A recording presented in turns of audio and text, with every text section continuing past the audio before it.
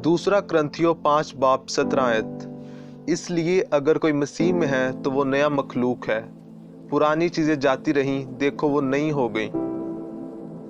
अगर कोई मसीह में है तो वो नया मखलूक है।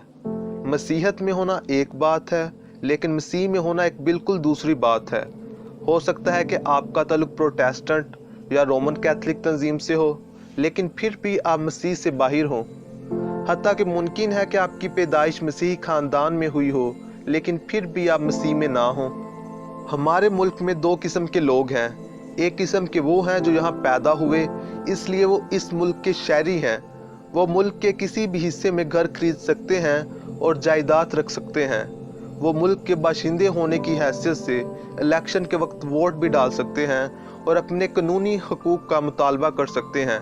लेकिन दूसरी किस्म के वो लोग हैं जो इस मुल्क में पैदा नहीं हुए बल्कि परदेसी हैं। उन्हें वोट डालने का कोई हक नहीं और मुल्की मामलात में राय देने का कोई हक नहीं। वो हमारे मुल्क में तो हैं, लेकिन अजनबी के तौर पर हैं।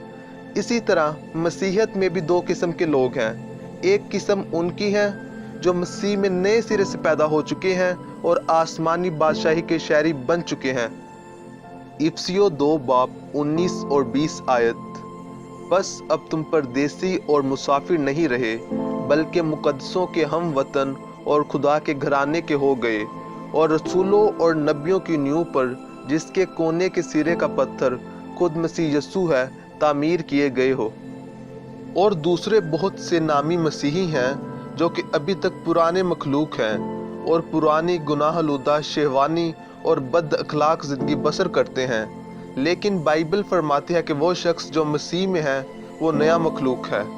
इसका मतलब यह है कि जब मसीह गुनाहगार के दिल में आता है तो वो उसको एक नया आदमी बना देता है। अगर आपके यहाँ माल्टे का दरख्त है जिस पर खट्टे माल्टे लगते हैं, तो ख्वाह आप उसे पानी दें, उसकी डालियाँ छांटें या उसको खाद डालें, फिर भी वो खट्टा फल ही पैदा करेगा। लेकिन अगर आप एक अच्छे माल्टे के दरख्त की कलम, जिसको मीठे माल्टे लगते हैं, काट कर खट्टे माल्टे के दरख्त में पेवंद कर दे, तो आप देखेंगे कि आइंदा उसमें खट्टा फल लगने की बजाय अच्छे और मीठे माल्टे लगने शुरू हो जाएंगे। ये मीठे माल्टे के दरख्त की कलम है जिसके पेवंद किए जाने के वसीला से खट्टे माल्टे के दरख्त में नई और शानदार तब्दीली आई। जब गुनाहगार शख्स मसीह को कबूल करता है तो यही कुछ होता है। मसीह उसमें पूरी तब्दीली लाता है। यीशु मसीह उसमें अपनी नई जिंदगी मुंतकिल करता है, जो उसकी रूह, दिलो दिमाग, हाथों, पाँव, कानों, मुंह और आंखों में बसना शुरू हो जाती है और उन्हें बिल्कुल नया बना देती है। इसलिए अगर कोई मसीह में है तो वो नया मखलूक है। दूसरा क्रंथियों 5 बाब 17 आयत के दूसरे हिस्से में ये अल्फाज हैं, पुरानी चीजें जाती रहीं, देखो वो नई हो गईं। सूंडी बहुत ही बदसूरत नजर आती है और जमीन पर बेढंगे तौर पर चलती है, और अगर उसे छुआ जाए तो उसके लंबे कांटेदार बाल इंसानी जिल्द में जलन पैदा करते हैं। लेकिन खुदा की कुदरत उस बदनमा सूंडी को बदल कर एक खूबसूरत तितली बना देती है। वही खुदा जो बदसूरत सूंडी को बदल कर खूबसूरत तितली बना देता है, गुनाहगार इंसान को बदल कर नया मखलूक भी बना देता है। अगर आप अपने गुनाहों से तौबा करें और खुदावंद यीशु मसीह को अपने दिल में कबूल कर लें, तो वो आपको नया मखलूक बना देगा। जब मसीह बतौर जिंदगी हम में आता है तो उसकी नई जिंदगी हमारे रूह, दिलो दिमाग और बदन के बाकी हिस्सों में बहती है, और उसकी नई जिंदगी का बहाव पुरानी गुनाहलुदा चीज़ों को हमारी जिंदगी से खारिज कर देता है। मसीह में हम नए मखलूक बन जाते हैं। पुरानी चीज़ें जाती रहीं, देखो वो नई हो गई।